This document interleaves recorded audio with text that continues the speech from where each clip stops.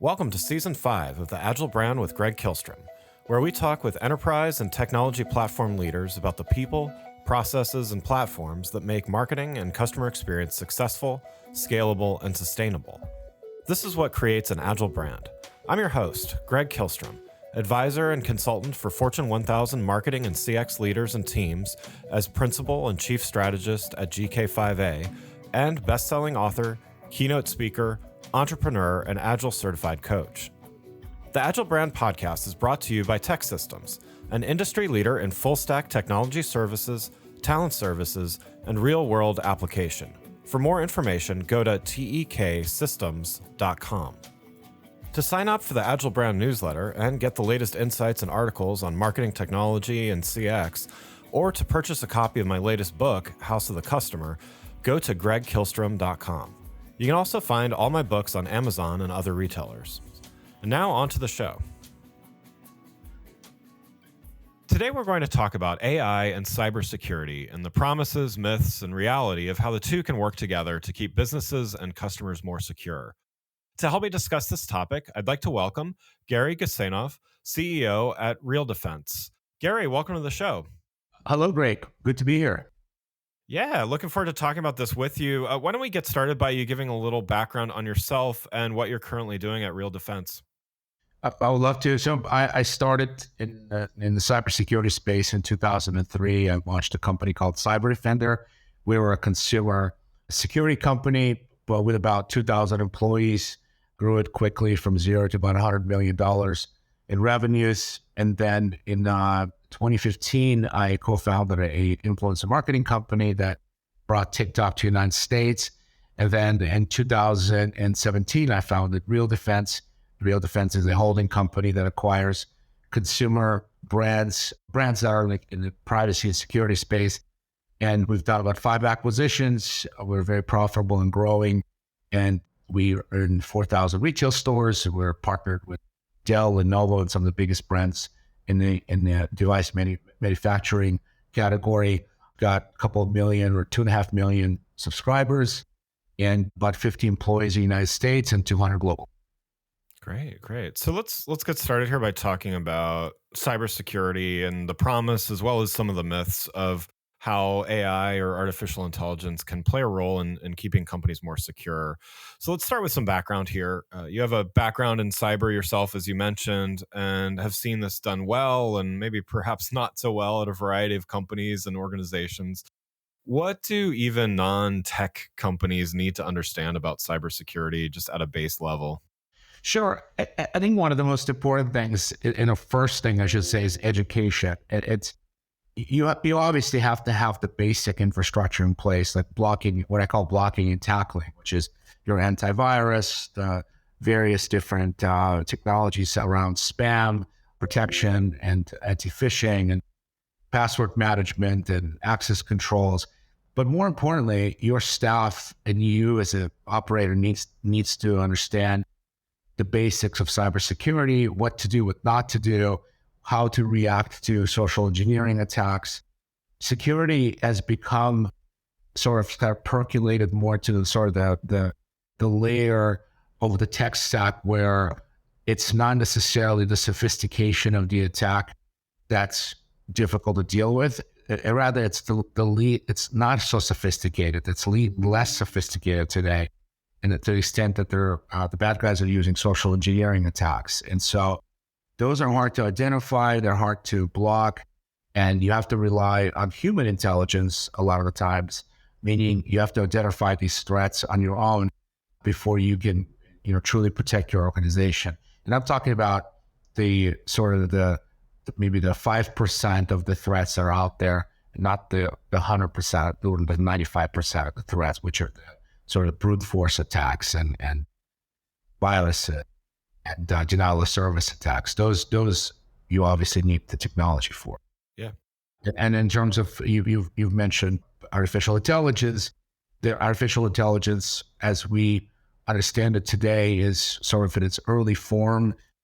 You have to remember that artificial intelligence is just we're just at the cusp of it, and a lot of it is still a lot of the stuff that we hear about artificial intelligence is hypothetical.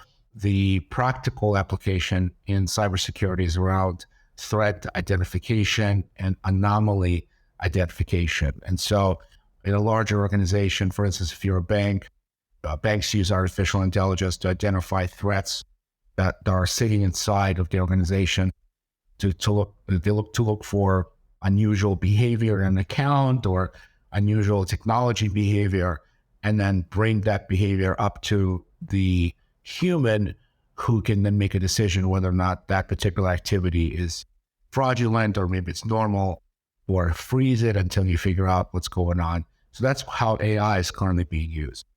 Well, and certainly in all areas of the spectrum, AI is getting a lot of hype in a lot of areas. Do you think that in terms of AI and cybersecurity, is the hype justified? Are we gonna come through this and maybe there's some nominal gains, but it's not really living up to the hype? Or what do you think the potential there is for AI and cybersecurity?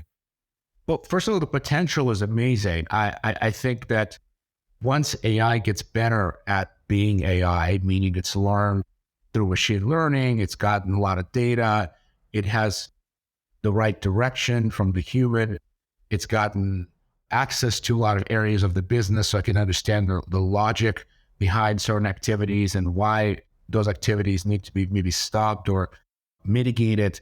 It's going to get a lot better and less human interaction will be needed. That's the ultimate goal. Right now, and still till this day, a lot of threat detection is done by humans, meaning humans have to look at the threat, reverse engineer it, understand its impact, and more importantly, figure out how to put back what the threat has damaged. So you have to have remediation tools and all that. And so the human element of cybersecurity has not been eliminated, or in the near term is not going to be eliminated. In the long future, so let's say 5 to 10 years from now, my belief is that AI will get really good and it will identify threats that humans cannot identify or cannot comprehend. Now, the downside to all of this is that the bad guys are also using AI. Right. So that's the danger, is that they're going to be using sophisticated algorithmic attacks that are designed and mitigated and managed by AI itself. And so that's the scary part. Before we continue, I'd like to introduce you to a sponsor of the show, Partner Hero. Customer service outsourcing has long been available mainly to large enterprise businesses with long-term contracts and onerous procurement processes. Partner Hero is challenging business as usual and bringing the benefits of outsourcing to small and medium businesses as well as startups. With short, flexible contracts and fast ramp-up times, Partner Hero is making customer support outsourcing a viable option for small and medium businesses and startups. It's perfect for companies with seasonality expecting a temporary spike in volume or that simply need to scale up. And their focus on quality means your customers will get an experience that feels like it comes from your team. If you're ready to bring in outside customer support help for your company that feels like it's part of your existing team, check out Partner Hero. Head on over to partnerhero.com/agile, that's partnerhero.com/AGILE, to book a free consultation with their solutions team. Mention you heard about Partner Hero from the Agile brand and they'll waive the setup fee. Now let's get back to the show. So you mentioned that a lot of the AI right now, there's hypothetical benefits, but not necessarily realized. What should businesses be doing along a number of things? I mean, what you just said was, okay, the people, the criminals on the other end of this are going to be using similar tools to the prevention. So, what should a business or an enterprise be investing in right now so that they can at least stay ahead or keep up with things, knowing that, maybe the full potential is not there yet? Well, definitely in the most core technologies that protect your organization, you should always be investing into. So the blocking and tackling of threats, right? Antivirus, the network security, all the technologies, depending on what kind of business you have and whether your employees are working from home or they're working from the office, The new environment that we're in today, the work from home environment, is actually a lot more challenging because the devices that individual users or employees or contractors are using at their household have significant gaps in security. For instance, their internet connection may not be secure. Their home device that they're using, maybe they're using a personal computer, that may not be secure. And so you have to mitigate those threats as best as you can, and maybe invest into proprietary technologies, or maybe invest into requiring all your employees to use some type of internet connection using VPNs, tunneling, and certain protocols when you connect through a public network, Wi-Fi, what have you. And so that's a big challenge. Productivity is going to be a challenge because as you add more complex layers of security and process, you're going to slow down productivity. So that then you're going to be facing that.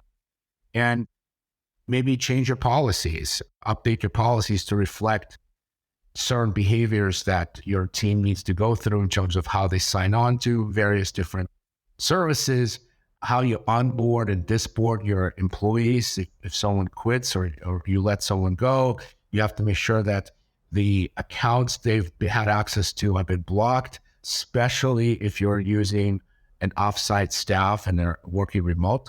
That becomes even more problematic. And so there's more to do if you have an IT organization in your company and you're dealing with this reality that we're all in, you're going to have more work. And so I think companies need to take this seriously. And the other one, really important one, like I mentioned earlier, is education. You have to invest into educating your staff and constantly educating, not like one time and say, here's a PowerPoint, read it and be done, but rather, once every 6 months, existing employees and new employees go through a training process where you explain how certain technologies need to be used, explain process, and then track compliance to that process. So if you tell everyone that they have to use a VPN to access certain parts of the organization, then you have to be sure that they're actually following your direction and use compliance technologies to track adherence to those policies. We do that in my company, in our call center. We use a lot of different technologies to track compliance. We even track certain utility of certain words or the utility of certain behaviors. And if we see certain behaviors that we don't approve of, we quickly flag that agent and re-educate them. And so this is extremely important education part. Yeah, and I mean, along those lines, I can see how adhering to those policies, it can feel to the end employee, it can seem cumbersome, and hey, I just want to do my job, and I'm sure everything's fine. But what have you seen work well that really gets employees to understand and really start following these? I mean, you mentioned some things to keep in mind, but just curious what's worked well and in a sustainable way as well. Well, a lot of them, first of all, employees don't want to be micromanaged. Yep. No one wants to be micromanaged. And what's really important is to identify the problem that's quantifiable and very specific, and then explain to the employee the right way to do it. And not to talk down at them and say that they're not doing their job, but rather show specifically what they could do better and explain how you identified the problem and explain how to do it correctly. And so we do that in our organization across any activity where there's interaction with a customer. We track the activity through each agent or a salesperson or a customer service person, and make sure that they're adhering to policy. And if they don't, we give them specifics around what that is. We'll say, in this particular instance, you interacted with this customer. Here's what you said. You shouldn't have said it this way. Here's how you're supposed to say it. Please make sure that you adhere to the policy. And here's kind of the standard we want you to follow. So if it's very specific, that you're going to have a very positive outcome. If you're more broad and general and not able to pinpoint the problem, then you're going to have a similar outcome. You're going to have a person who doesn't know exactly how to fix it. And so they're going to continue making those mistakes, and ultimately, it'll be punitive on your organization. And so And there are tools for this. There are tools that analyze behavior. There's AI tools that are able to sort of mitigate the behavior and tell the agent, an employee, how to do it correctly in real time so that they can quickly resolve the problem if they've caused one, or if they didn't follow policy and procedures. And so there are tools for that. And you can apply, there are AI tools specific to certain industries and environments within those industries. So marketing automation to banking, finance, call centers. There's AI almost in every vertical today. Yeah, that's great. So the last topic I wanted to talk with you about is mergers and acquisitions, and there's certainly a lot of activity in that space for both cybersecurity as well as AI companies. So it seems relevant here. And you yourself have acquired it sounds like a dozen or so companies in your career. From this experience, I've acquired a couple companies and been acquired a couple times as well. What are some of the things that you learned through this process?